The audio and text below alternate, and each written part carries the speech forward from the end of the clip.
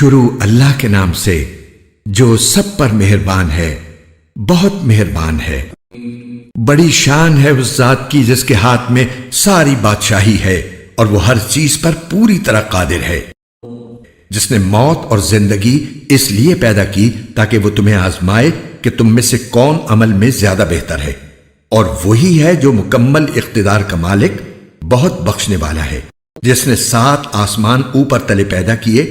تم خدائے رحمان کی تخلیق میں کوئی فرق نہیں پاؤ گے۔ اب پھر سے نظر دوڑا کر دیکھو، کیا تمہیں کوئی رخنا نظر آتا ہے؟ پھر بار بار نظر دوڑاؤ، نتیجہ یہی ہوگا کہ نظر تھک ہار کر نامراد لوٹ آئے گی۔ اور ہم نے قریب والے آسمان کو روشن چراغوں سے سجا رکھا ہے اور ان کو شیطانوں پر پتھر برسانے کا ذریعہ بھی بنایا ہے، اور ان کے لیے دہکتی آگ کا عذاب تیار کر رکھا ہے۔ اور جن لوگوں نے اپنے پروردگار سے کفر کا معاملہ کیا ہے ان کے لیے جہنم کا عذاب ہے، اور وہ بہت برا ٹھکانہ ہے۔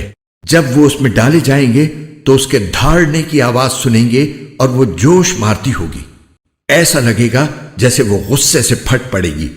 جب بھی اس میں کافروں کا کوئی گروہ پھینکا جائے گا تو اس کے محافظ ان سے پوچھیں گے کہ کیا تمہارے پاس کوئی خبردار کرنے والا نہیں آیا تھا؟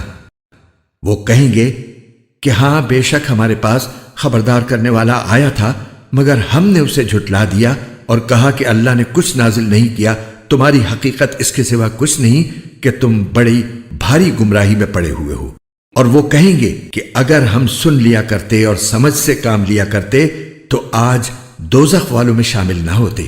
اس طرح وہ اپنے گناہ کا خود اعتراف کر لیں گے۔ غرض پھٹکار ہے دوزخ والوں پر۔ اس کے برخلاف جو لوگ بن دیکھے اپنے پروردگار سے ڈرتے ہیں ان کے لیے بے شک مغفرت اور بڑا اجر ہے۔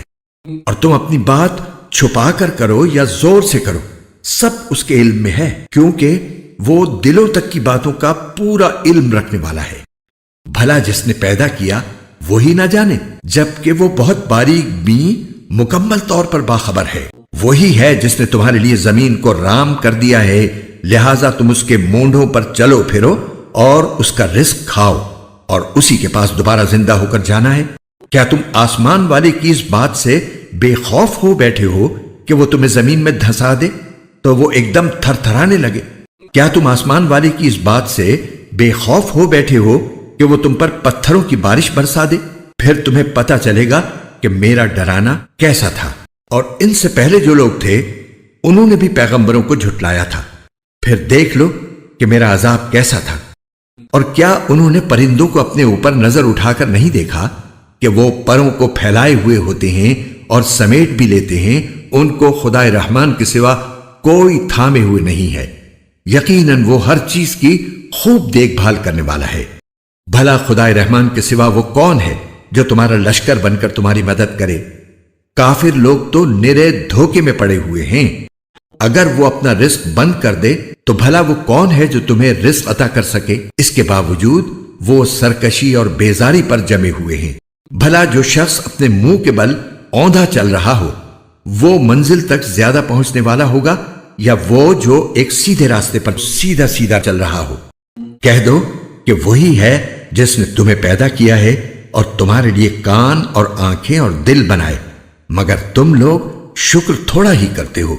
کہہ دو کہ وہی ہے جس نے تمہیں زمین میں پھیلایا اور اسی کے پاس تمہیں اکٹھا کر کے لے جایا جائے گا۔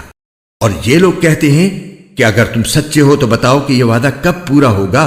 کہہ دو کہ اس کا علم تو صرف اللہ کے پاس ہے اور میں تو بس صاف صاف طریقے پر خبردار کرنے والا ہوں۔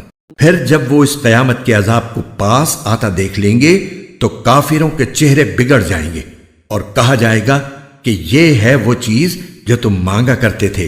اے پیغمبر ان سے کہو کہ ذرا یہ بتلاؤ کہ چاہے اللہ مجھے اور میرے ساتھیوں کو ہلاک کر دے یا ہم پر رحم فرما دے، دونوں صورتوں میں کافروں کو دردناک عذاب سے کون بچائے گا؟